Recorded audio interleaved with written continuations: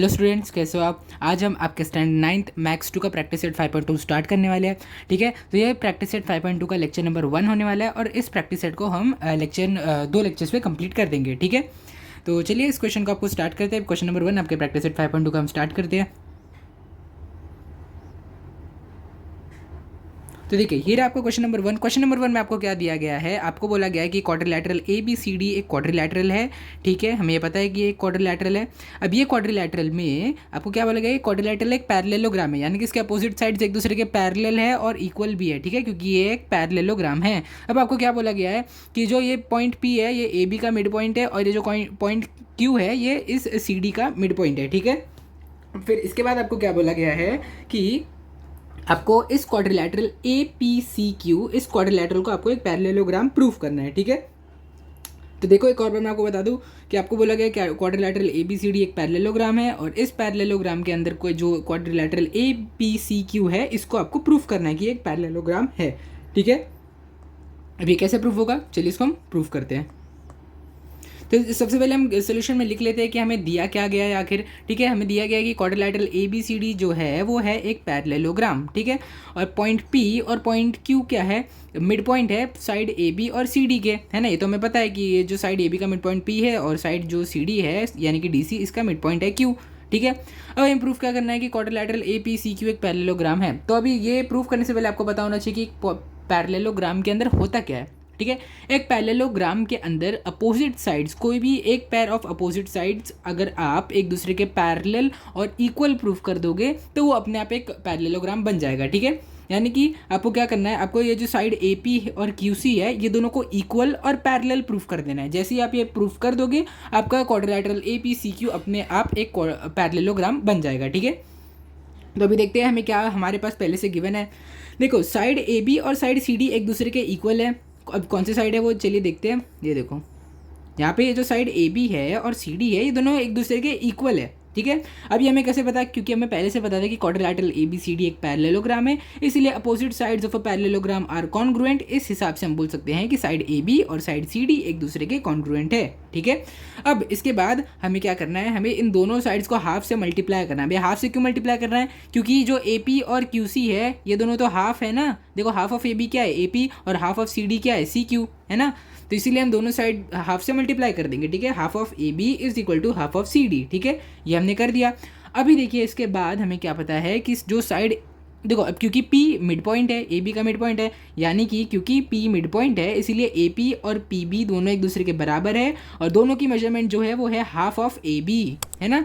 ये जो देखो, ये जो पूरा का पूरा ए बी है आपका, देखो ये पूरा ए बी जो है और ये ए पी, ये जो ए पी है ये इस पूरे ए बी का हाफ है। ठीक है, तो इसीलिए आप लिखोगे A P is equal to half of A B, और सेम वही तरीके से आप लिखोगे Q C is half of C D, है ना। तो ये देखो यहाँ पे भी हमने लिख दिया Q C is half of C D. अब हमें ये कैसे पता चला, क्योंकि हमें पहले से पता था कि quadrilateral P and Q, sorry point P and Q are mid point of side A B and D C, है ना। तो इसीलिए तो हमने बोला कि A P is half of A B और Q C is equal to half of C D. ठीक है, तो अब ये हो गया आपका। अब आप क्या करोगे, आप लिखोगे therefore A P is equal to Q C, है ना। ये A P is equal to Q C कहाँ से आया आपका, क्योंकि ए पी जो है हाफ ऑफ ए बी है, Q C half of C D है, और हाफ ऑफ ए बी और हाफ ऑफ सी डी एक दूसरे के इक्वल है ना। तो इस बेसिस पे आप क्या बोल सकते हो कि जो ए पी है और क्यू सी है वो दोनों भी इक्वल है, क्योंकि half of A B equal है हाफ ऑफ सी डी के, half of A B A P के इक्वल है, half of C D Q C के इक्वल है। तो इस बेसिस पे आप बोल सकते हो कि ए पी और क्यू सी भी एक दूसरे के इक्वल है।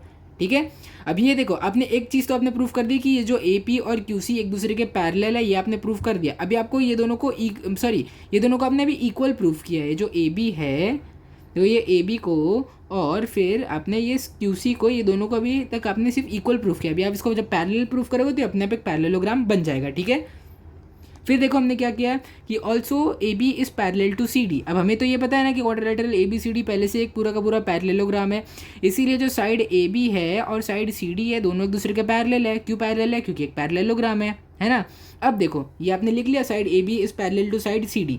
अब देखो, क्योंकि ए बी और सी डी पैरेलल है एक दूसरे के, इसीलिए आप क्या बोल सकते हो कि जो ए पी और क्यू सी, ये दोनों भी एक दूसरे के पैरेलल है। अब ये कैसे पैरेलल है? क्योंकि A P B collinear point है, यानी कि अगर आप ए बी और ए पी लिखोगे दोनों बराबर बात है, ठीक है। यहाँ पे भी आप सी डी और सी क्यू लिखोगे तो वो भी बराबर बात है, ठीक है, क्योंकि ये तीनों पॉइंट एक ही लाइन पे आ रहे हैं। तो इसीलिए देयरफॉर आप ए बी की जगह क्या लिख सकते हो? देखो, ए बी की जगह आप सिर्फ ए पी लिख दो, है ना, ए बी की जगह आपने ए पी लिख दिया, और सी डी की जगह आपने सिर्फ सी क्यू लिख दिया, है ना। ये देखो यहाँ पे सिर्फ आपने सी क्यू लिख दिया। अब ये इसका रीज़न क्या है कि पॉइंट ए पी और बी कोलिनियर पॉइंट है, और पॉइंट सी क्यू और डी बी कोलिनियर पॉइंट है। ये सारे के सारे पॉइंट एक ही लाइन पे लाई करते हैं, ठीक है। अब देखो, अपने इस quadrilateral A P C Q को अब वापस हम देखते हैं अपने क्या क्या प्रूफ किया, वो भी हम देख लेंगे यहाँ पे, है ना।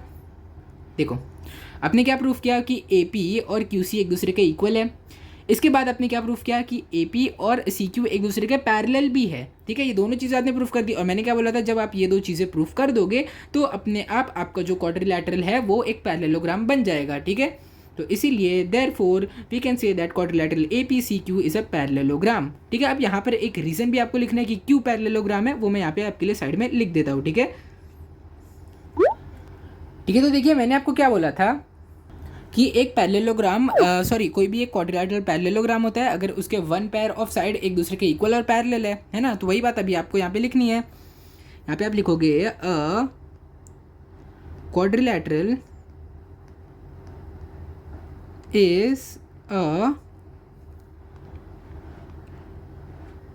Parallelogram if it's one pair of opposite sides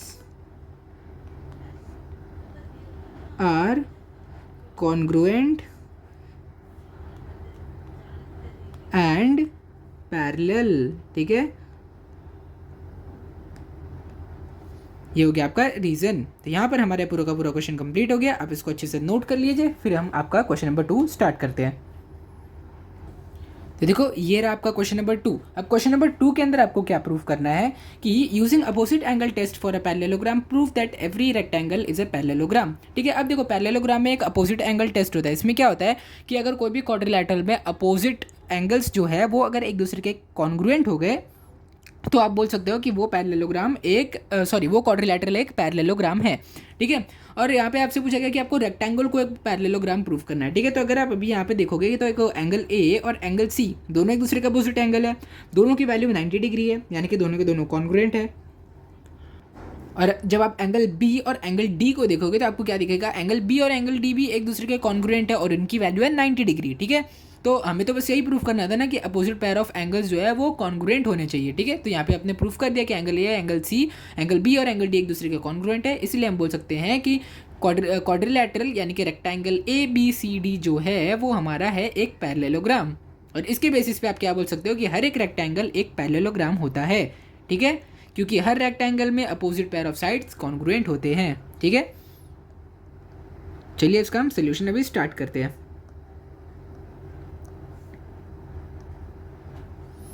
सबसे पहले हम देखते हैं हमारे पास गिवन क्या है। देखो, गिवन क्या है हमारे पास कि quadrilateral A B C D is a rectangle, ठीक है, ये हमें पता था। अब लिखते हैं कि हमें प्रूफ क्या करना है, to proof quadrilateral ABCD is a parallelogram,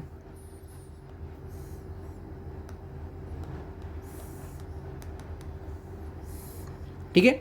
अब इसको प्रूफ करते हैं। वी नो दैट, अब हमें क्या पता है, एक रेक्टेंगल के केस में हमें क्या पता है, we know that in a rectangle, एक रेक्टेंगल में क्या होता है, ठीक है। एक रेक्टेंगल में जो सारे एंगल हैं वो सारे एंगल एक दूसरे के कॉन्ग्रुएंट होते हैं और सारे के सारे एंगल्स की मेजरमेंट होती है 90 डिग्री। ये तो आपको पहले से पता होगा, तो आप बचपन से पढ़ते आ रहे हो। In a rectangle all 4 angles measure, यहाँ पे आप ऐसे बोल सकते हो, all 4 angles are equal and measure 90 degree, ठीक है। यानी कि सारे चारों के चारों एंगल्स इसमें इक्वल होते हैं और चारों की मेजरमेंट होती है 90 degree. Therefore angle A is equal to angle B is equal to angle C is equal to angle D is equal to 90 degree, ठीक है। अब इसके बेसिस पे आप अपोजिट साइड अपने आप देख लो। देखो एंगल ए और एंगल सी अपोजिट साइड है, therefore angle A is congruent to angle C. फिर आप लिख सकते हो angle B is congruent to angle D, ठीक है। यहाँ पे अगर आपको लिखना है तो आप लिख सकते हो कि एंगल्स ऑफ अ रेक्टेंगल,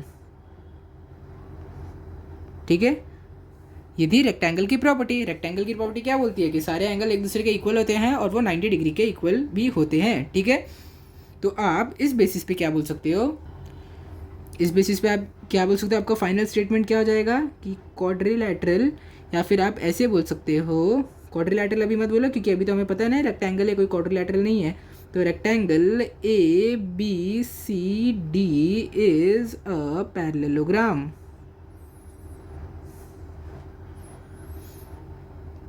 ठीक है। ये हमें पता चल गया। और रीज़न क्या है इसका, वो रीज़न भी हम बाजू में इसके लिख लेते हैं, छोटा सा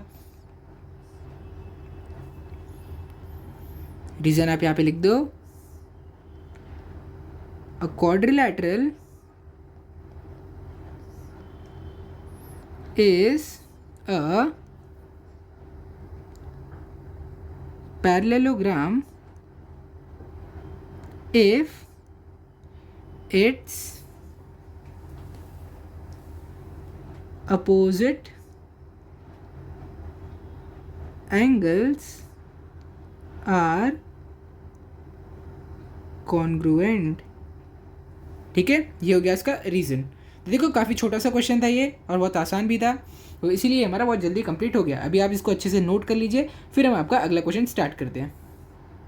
तो देखो इस क्वेश्चन नंबर 3 में आपको क्या प्रूफ करना है। क्वेश्चन नंबर 3 में आपको प्रूफ करना है कि एक ट्राइंगल दिया है आपको और इस ट्राइंगल के अंदर एक क्वाड्रिलैटरल GEHF ये बन रहा है और आपको इस क्वाड्रिलैटरल को एक पैरेललोग्राम प्रूफ करना है। अभी कैसे आप प्रूफ करोगे, देखो आपको क्वेश्चन में क्या क्या गिवन है आपको पहले वो देखते हैं। देखो क्वेश्चन में आपको गिवन है कि जो G a point of concurrence of median है, ठीक है। अब मीडियन तो आपको पता ही है ना, मीडियन एक अपोजिट वर्टेक्स से जो भी एक मीडियन ट्राइंगल के अंदर ड्रॉ होता है, जब वो एक साइड को जाकर टच करता है तो वो उन दोनों साइड्स को इक्वल पार्ट में डिवाइड कर देता है। अभी अगर मैं ऐसे इस EG को भी एक्सटेंड करूँ ना, यहाँ पर इसे टच करा दूँ तो ये जो दोनों पार्ट है ये दोनों भी इक्वल पार्ट्स में डिवाइड हो जाएंगे, ठीक है। वही अगर मैं ये FG को भी एक्सटेंड यहाँ पे करूँ तो ये दोनों पार्ट भी एक दूसरे के इक्वल हो जाएंगे, ठीक है। ये है प्रॉपर्टी एक मीडियन की, आपको पता होनी चाहिए कि कभी भी अगर मीडियन ड्रॉ करते हैं तो वो जिस एंगल से इस एंगल से अपोजिट जो भी साइड होगा उसको दो इक्वल पार्ट में डिवाइड कर देगा, ठीक है। तो ये आपको पता है। अब देखो यहाँ पे क्या बोला गया है कि देखो जब आप एक कोई भी एक मीडियन बनाते हो, कोई भी ट्राइंगल के जब आप सारे मीडियन एक दूसरे के साथ बनाते हो तो वो जो एक पॉइंट ऑफ कॉन्करेंस यानी कि एक पॉइंट आता है जहाँ पे तीनों मीडियन एक दूसरे से क्रॉस करेंगे, तीनों मीडियन, इस पॉइंट को हम बोलते हैं पॉइंट ऑफ कॉन्करेंस। और आपके बुक में इसको अभी G नाम दिया गया है। ये है पॉइंट G। पॉइंट G क्या है आपका, पॉइंट ऑफ कॉन्करेंस, ठीक है। अभी आपको क्या बोला गया है कि फिर हमने एक रे बनाई DG और GH। ये DG और GH एक दूसरे के इक्वल है, ठीक है। DG और GH एक दूसरे के इक्वल है ना। और जो पॉइंट DGH है वो कोलिनियर है, यानी कि DG और H पॉइंट सिर्फ एक ही लाइन पे लाई करते हैं, ठीक है। तो देखो अभी आपको क्या प्रूफ करना है, इतनी चीज़ें आपको बता दी गई है। अभी इसके बेसिस पे ही आपको प्रूफ करना है कि क्वाड्रिलैटरल GEHF एक पैरेललोग्राम है, ठीक है। तो अब मैं आपको बता दूं कि पैरेललोग्राम की क्या प्रॉपर्टी होती है। पैरेललोग्राम की एक प्रॉपर्टी होती है कि उसके जो डायगोनल्स होते हैं वो एक दूसरे को इक्वल हाफ में डिवाइड कर देते हैं, ठीक है। एक क्वाड्रिलैटरल के डायगोनल एक दूसरे को इक्वल पार्ट में डिवाइड कर देते हैं। यानी कि अगर मैं इस पॉइंट को एक पॉइंट A मान लूँ, देखो अभी के लिए ना हम इस पॉइंट को एक पॉइंट A मान लेते हैं, ठीक है। यह है पॉइंट A। अगर आपने EA और AF को एक दूसरे को इक्वल प्रूफ कर दिया और AG और GH को एक दूसरे के इक्वल प्रूफ कर दिया तो आप क्या बोल सकते हो कि जो क्वाड्रिलैटरल GEHF है ये है आपका एक पैरेललोग्राम, ठीक है। क्योंकि पैरेललोग्राम में डायगोनल एक दूसरे को इक्वल पार्ट में डिवाइड कर देते हैं। तो EA और AF इक्वल होना चाहिए और AG और AH इक्वल होना चाहिए। तो अपने आप आपका ये पैरेललोग्राम जो GEHF है ये एक कॉन्ग्रुएंट एक आपका पैरेललोग्राम प्रूफ हो जाएगा, ठीक है। तो चलिए स्टार्ट करते हैं। सबसे पहले आपका सोल्यूशन हम स्टार्ट करते हैं। यहाँ पे हम लिखेंगे गिवन गिवन क्या क्या है आपको पहले वो लिख लेते हैं। गिवन आप लिखोगे इन ट्राइंगल DEF, ठीक है, ट्राइंगल DEF की बात हो रही है। G is point of concurrence, ये आपको पता है।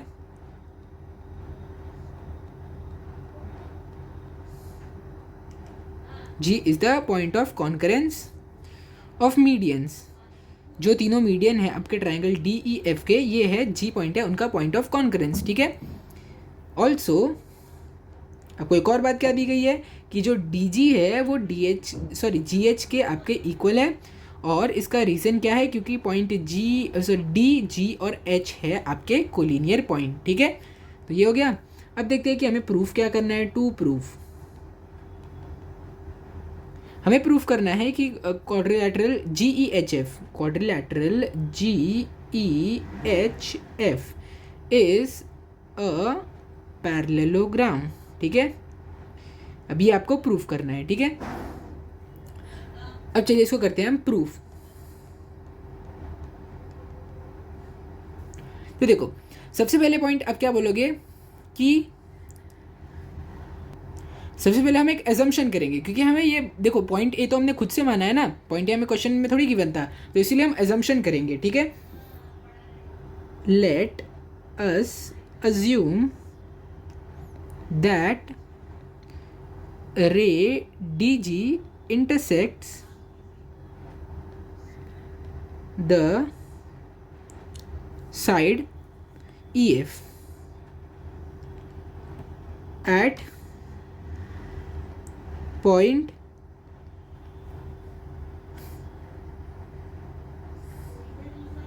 ठीक है, पॉइंट ए पर ये जो रे DG है इसको इंटरसेक्ट कर रही है, ठीक है। अब देखो यहाँ पे मैंने रे लिख दिया, लेकिन असल में ये रे थोड़ी है, ये हमारी एक मीडियन है ना, तो यहाँ पे आप लिख दो मीडियन। अब देखो, अब इसके आगे आप क्या बोल सकते हो। अब क्योंकि ये एक मीडियन थी, इसीलिए साइड EA और AF एक दूसरे के इक्वल हो जाएंगे, ठीक है। Therefore EA is equal to AF, ठीक है। ये आपने प्रूफ कर दिया, इसको आप इक्वेशन 1 नाम दे दो, ठीक है। ये देखो ये हमने प्रूफ कर दिया ना, EA और AF को तो हमने इक्वल प्रूफ कर दिया। अभी हमें बस AG और GH को AG और AH को आपको इक्वल प्रूफ करना है, ठीक है। अब आप इसके आगे क्या लिखोगे, also a centroid of a triangle, जो भी सेंट्रॉइड होता है, डिवाइड्स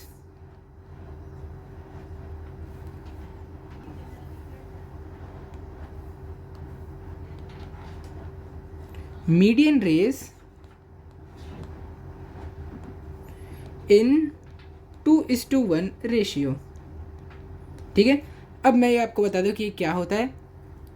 थोड़ी देर के लिए हम ये सब यहाँ से हटा देते हैं। तो देखिए ये जो पॉइंट G है ये पॉइंट ऑफ कॉन्करेंस है। अब ये पॉइंट ना DG और GH ये दोनों को 2:1 रेशियो में डिवाइड करता है, ठीक है। अगर मैं बोलूँगा कि इसकी वैल्यू 1 सेंटीमीटर है तो इसकी वैल्यू 2 सेंटीमीटर हो जाएगी। अगर मैं बोलूँगा इसकी वैल्यू 2 सेंटीमीटर है तो इसकी वैल्यू हो जाएगी डबल, यानी कि 4 सेंटीमीटर हो जाएगी, ठीक है, क्योंकि ये दोनों 2:1 रेशियो में डिवाइडेड है, ठीक है। तो अब मैं क्या बोल रहा हूँ कि अब मान लो ये जो आपका AG है इसको x मान लो, और फिर GD क्या हो जाएगा, ये आप खुद से बता सकते हो कि GD 2x हो जाएगा, है ना, क्योंकि एक पॉइंट ऑफ कॉन्करेंस जो होता है वो मीडियन को 2:1 रेशियो में डिवाइड करता है, ठीक है। तो वही बात हमने यहाँ पे लिखी है। हम पेन चेंज कर लेते हैं यहाँ पे। देयरफॉर पॉइंट G जो है आपका, पॉइंट G डिवाइड्स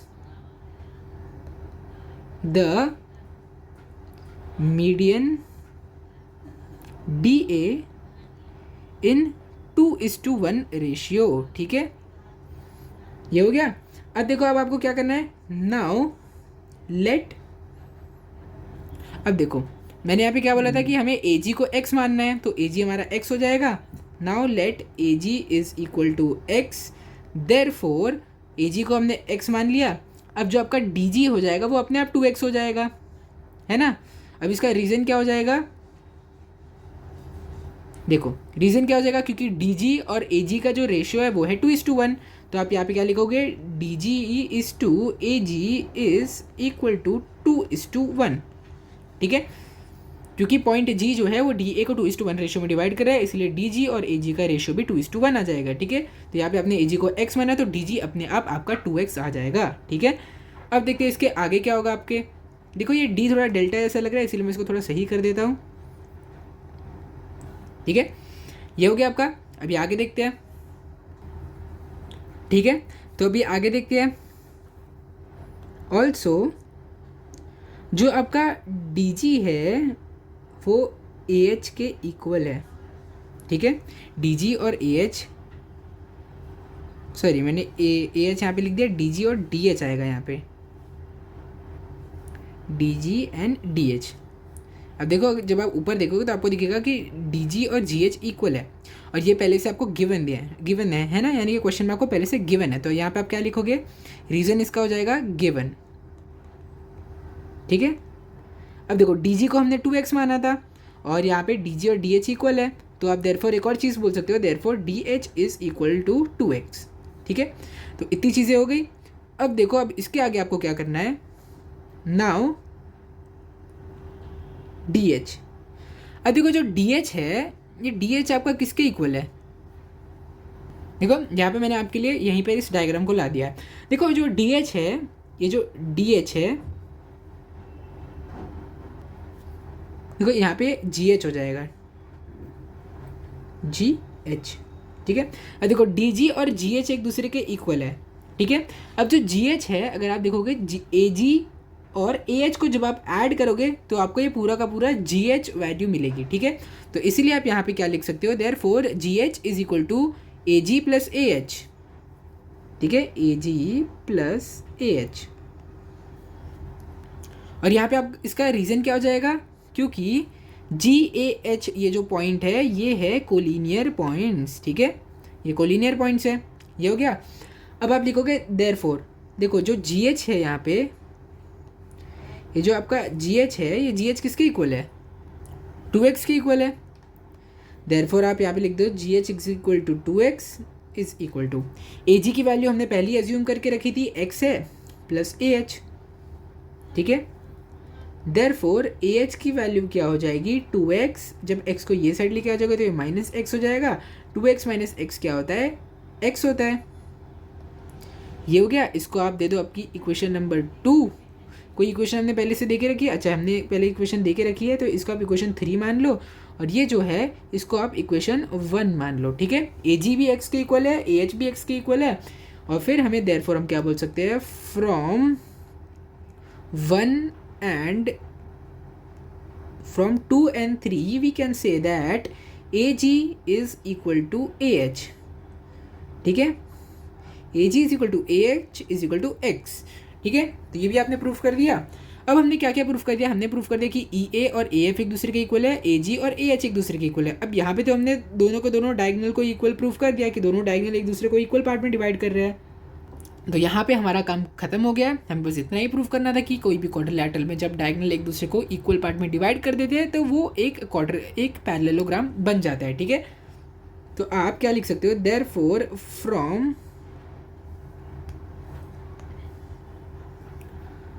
अभी हमने कौन सी इक्वेशन, देखो सबसे पहले हमने इक्वेशन 1 में क्या प्रूफ किया था हमने कि ई ए और ए एफ इक्वल है, तो आप लिखोगे फ्रॉम इक्वेशन 1 एंड इसको आप नाम दे दोगे इक्वेशन 4, ठीक है, क्योंकि ए जी और ए एच इक्वल है ना, ए जी और A H. From 1 and 4 we can say that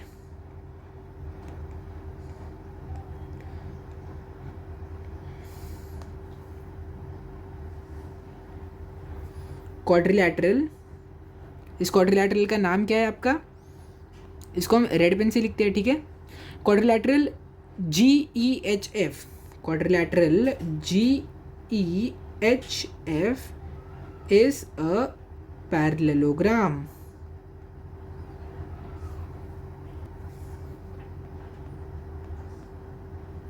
ठीक है। इसका रीजन क्या हो जाएगा, the diagonals of a parallelogram always bisect each other in 2 equal parts. ठीक है, तो यहाँ पे आपने प्रूफ करिए कि क्वाड्रिलेटरल GEHF जो है वो इसके डायगोनल जो है एक दूसरे को इक्वल पार्ट में डिवाइड कर रहे हैं, इसीलिए आपका जो क्वाड्रिलेटरल GEHF है वो है एक पैरेललोग्राम। ठीक है, तो यहाँ पे हमारा पूरा का पूरा क्वेश्चन कंप्लीट हो गया है, इसको आप यहाँ नोट कर लीजिए अच्छे से। देखो ये था क्वेश्चन नंबर 3 और मुझे लगता है ये हमारे प्रैक्टिस सेट का लास्ट क्वेश्चन था, हमें अब इस लेक्चर को यहीं पे एंड कर देना चाहिए। अब बचे हुए 2 क्वेश्चन जो आपके क्वेश्चन नंबर 3 और क्वेश्चन नंबर 4 है वो हम हमारे लेक्चर नंबर 2 में करेंगे। ठीक है, मुझे उम्मीद है कि इस प्रैक्टिस सेट के सारे क्वेश्चन नंबर 1, 2 और 3 आपको बहुत अच्छे से क्लियर हो गए होंगे और इससे रिलेटेड अगर एग्जाम में कोई भी क्वेश्चन आएगा तो आपके फुल मार्क्स आएंगे। ठीक है, तो अगर आपको वीडियो अच्छा लगा होगा तो इस वीडियो को लाइक करो, शेयर करो, चैनल को सब्सक्राइब करो। Thank you.